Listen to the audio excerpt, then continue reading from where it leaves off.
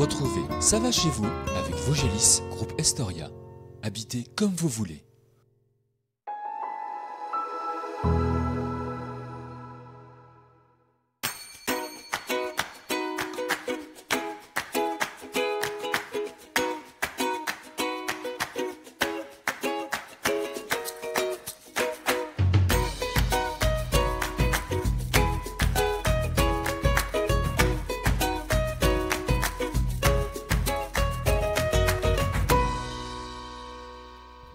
Nous vous emmenons cette semaine à 10 km de Bruyères, 20 d'Épinal, pour découvrir un village de quelques 235 habitants.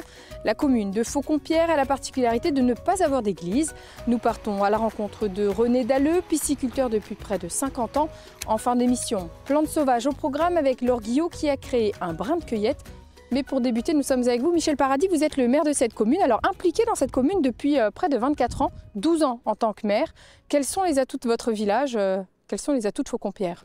Faucon-Pierre, c'est un village qui est géographiquement au centre de plusieurs villes, Jormé, Épinal, Remiremont, Saint-Dié. Au niveau des transports scolaires, on est très bien desservi par presque toutes ces villes. Alors impliqué depuis 24 ans dans cette vie communale, je le disais, 12 ans en tant que maire.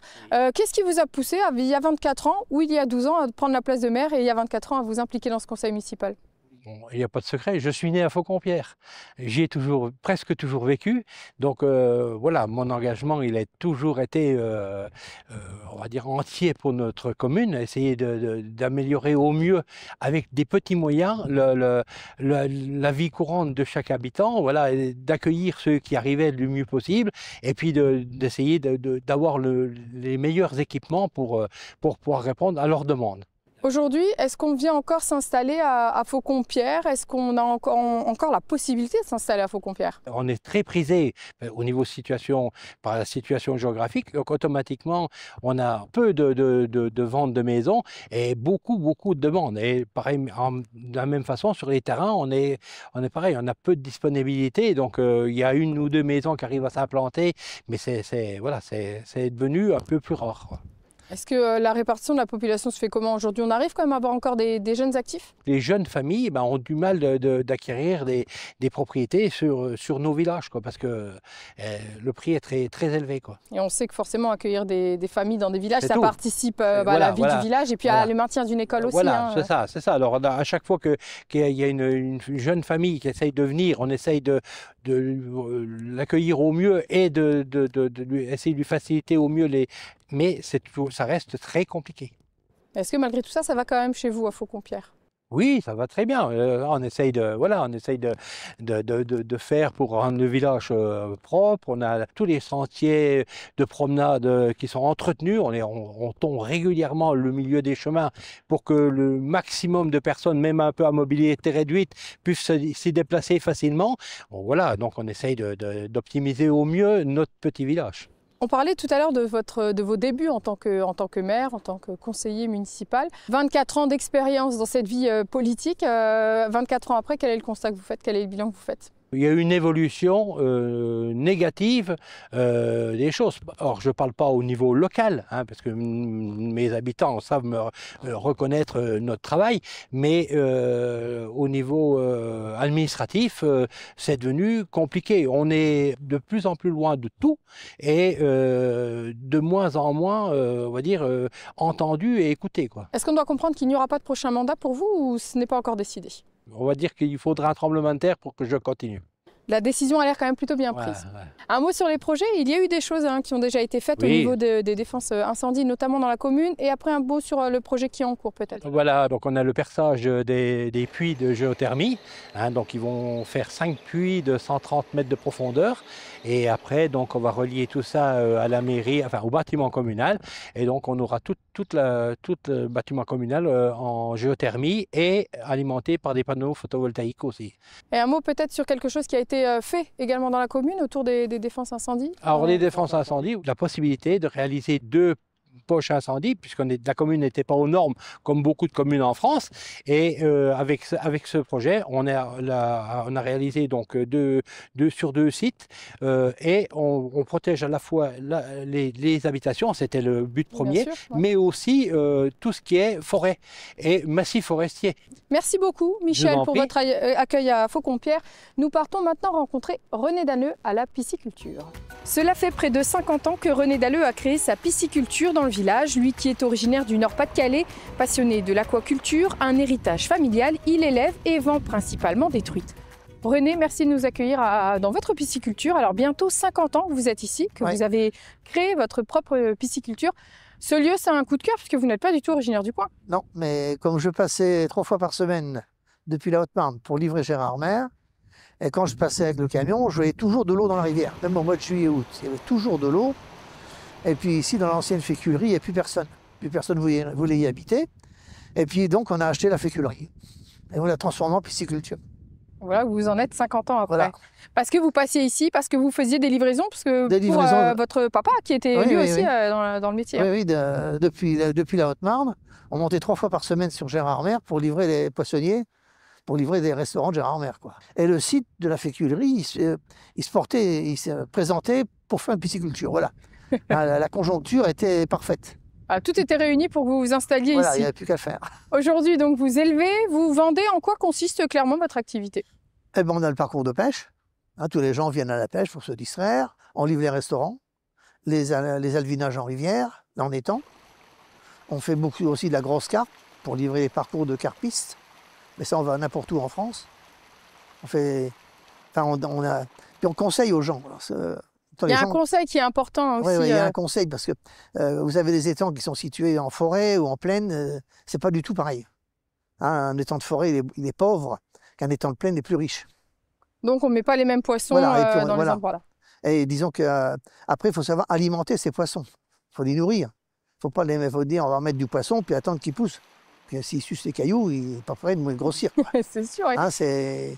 Comment il a évolué ce métier en 50 ans? Est-ce que pour vous, c'est toujours la même vision? Est-ce qu'on travaille toujours de la même manière? Bon, nous, on est resté dans le traditionnel.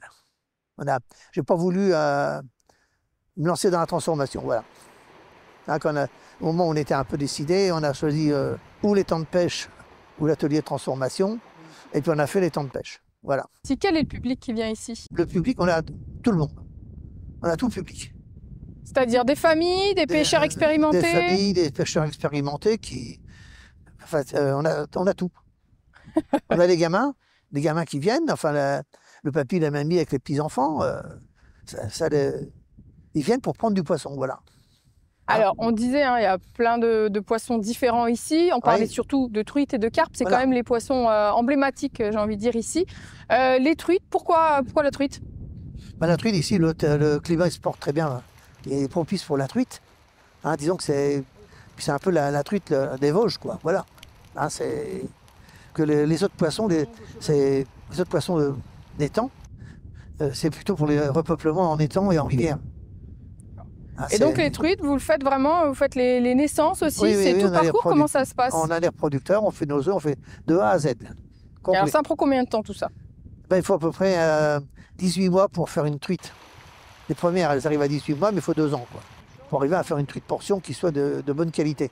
C'est ça, on ne vend pas une truite en dessous de... Typiquement en restaurant, quand on vend une truite, quel âge a la truite? En tout cas ici. Bon, pour nous, elle a 2 ans. Le reste de l'année, il y a une partie qui est plus creuse, forcément, pour la pêche. Comment ça se passe? Quand on ferme la pêche, on reprend les activités de pêche. Alors la pêche, déjà, c'est de quand à quand chez vous?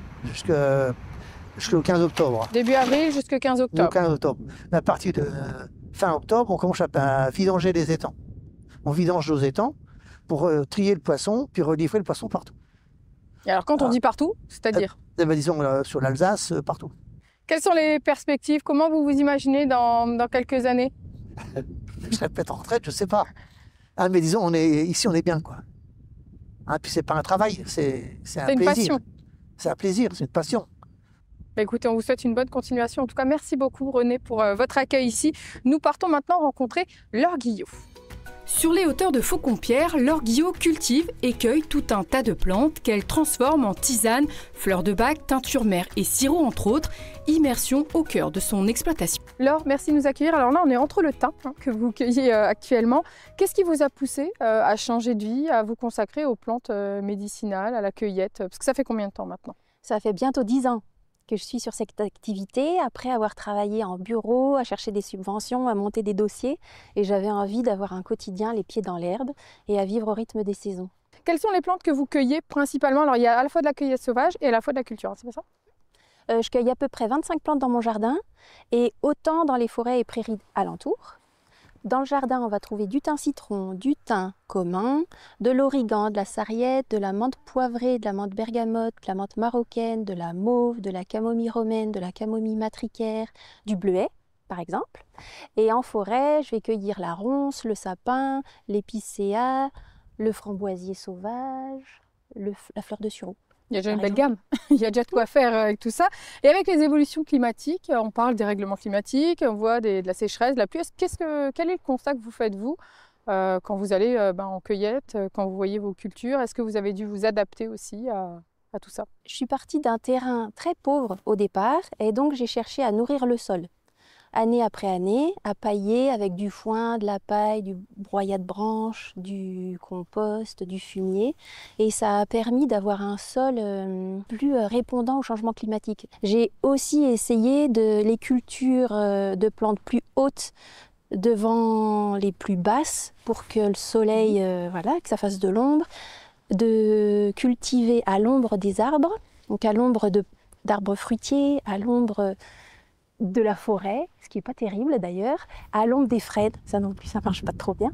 Mais voilà, j'ai fait pas mal de tests entre le paillage, bien nourrir le sol, les arbres, on est pas mal pour ce qui est changement climatique. Alors ces plantes, vous les transformez, et c'était bien évidemment l'objectif de départ aussi quand vous vous êtes lancé, j'imagine. Comment, quels produits? Alors il y a une gamme qui est assez large. Si on devait cibler quelques éléments de cette gamme, ce seraient lesquels? Alors c'est vrai que mon intention, c'est vraiment de transmettre toutes les vertus et l'énergie positive des plantes aux gens d'une manière ou d'une autre.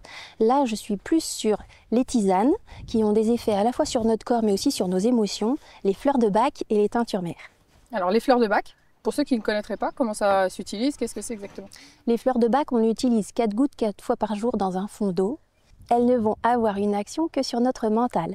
Par exemple, quand on n'arrête pas de cogiter, qu'on pense en boucle, il y en a une qui va permettre de calmer l'esprit et d'y voir plus clair, la fleur de bac de marronnier blanc. Et pour les teintures mères alors? Les teintures mères, c'est de la plante fraîche qui est mise à disposition en gouttes. On prend 15 gouttes dans un fond d'eau, matin et soir par exemple. Et pour moi, c'est vraiment l'équivalent d'une tisane. La tisane, on met une pincée dans une tasse, on laisse infuser, on voit se déployer les plantes. On prend un temps pour soi aussi, c'est une pause. Alors que la teinture mère, quelques gouttes dans l'eau et c'est prêt. Ça peut être mis dans l'eau froide, donc à utiliser en été ou à utiliser quand on est un peu pressé entre les enfants et les activités de la journée. Mais pour moi, les plantes, elles transmettent la même énergie d'une manière ou d'une autre. En tisane, qu'est-ce qui fonctionne le mieux ou en tout cas, qu'est-ce que vous conseillez en ce moment?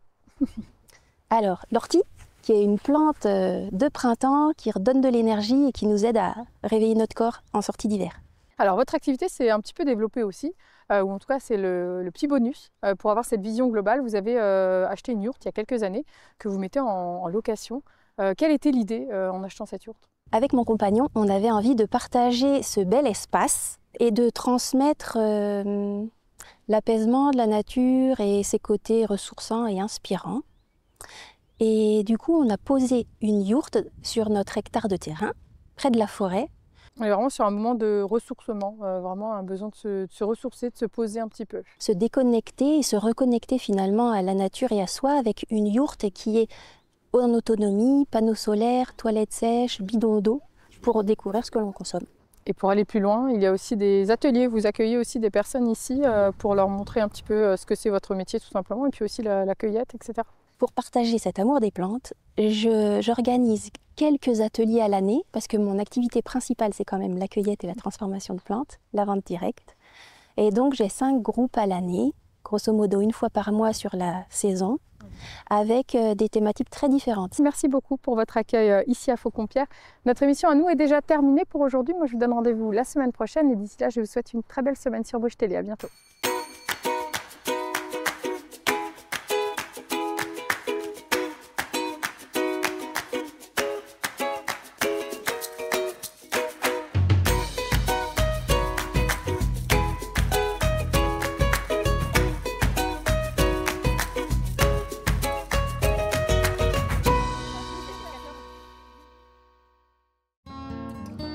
C'était Ça va chez vous avec Vosgelis, groupe Estoria, habitez comme vous voulez.